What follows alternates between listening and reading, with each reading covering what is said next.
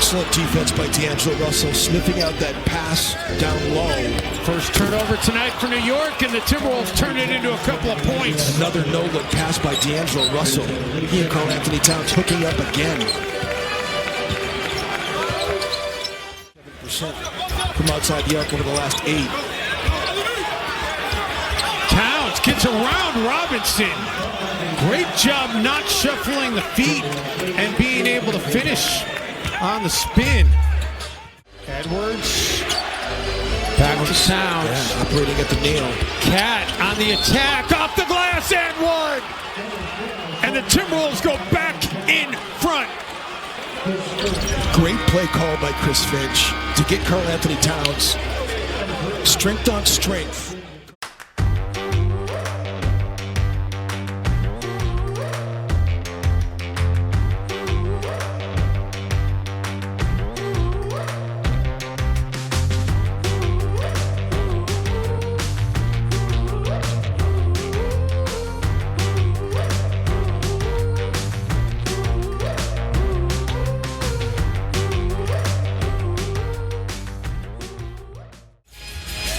Wiggins had to change his shot. Clay saved the turnover there.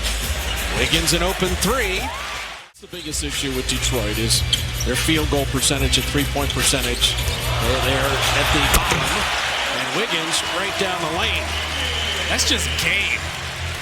Hard drive to the right and then counter move. That's why I always talk about your counters. Open threes and created nicely too. And attacking, but he brought it back.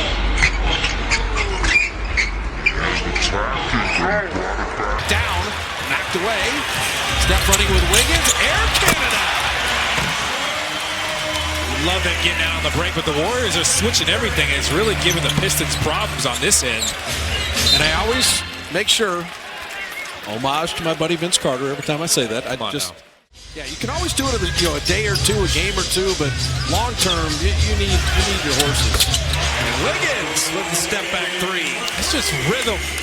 Rock with me. He can dance.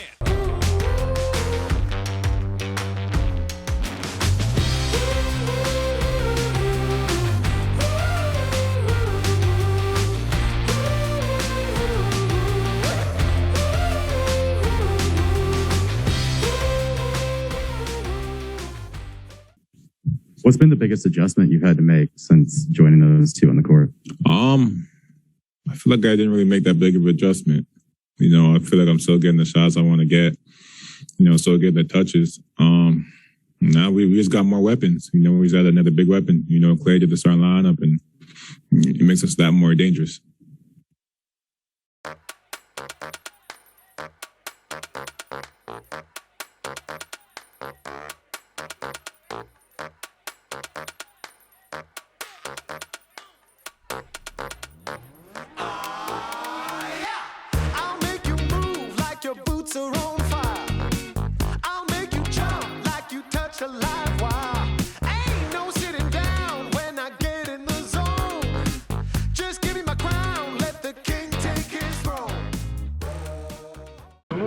One, two, three. Happy birthday to you. Happy birthday. One, two, three. Second straight game due to health and safety protocols. Wildcats hope to have him back for this weekend as Davis. Here is Davis curling through the lane and hitting. Maybe dodged your bullet there. It was a scary moment. Now Davis on Audige. Davis through. Much of a three-point shooter. He hit a couple against Ohio State. His first two of the year. That guy's a good three-point. They get it to Davis. Working on Audige. Davis throws one up and in.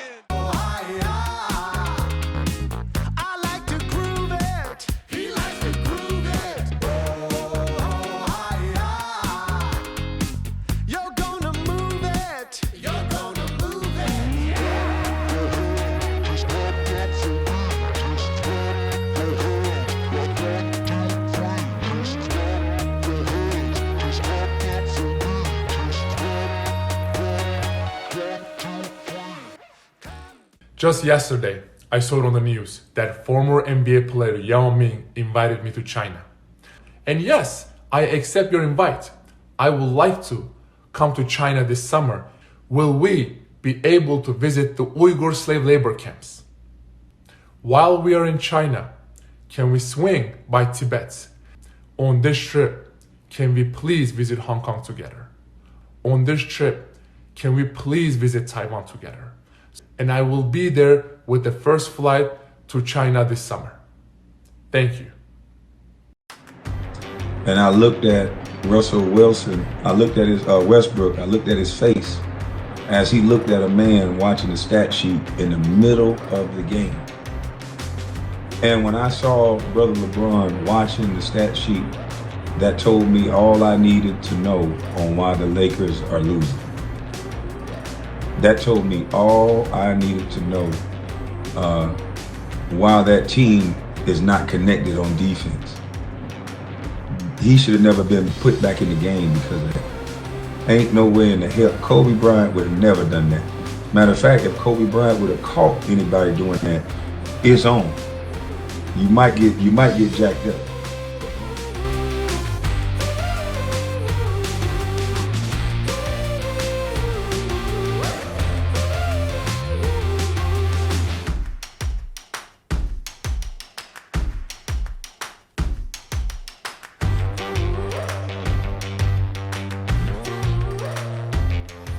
You guys are on track to be the first non-LeBron team to make the playoffs in Cleveland since 1998.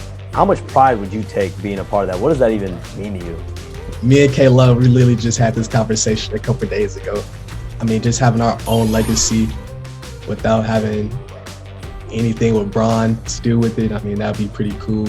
And then having a playoff run without Bron for that long, I mean, that's pretty amazing.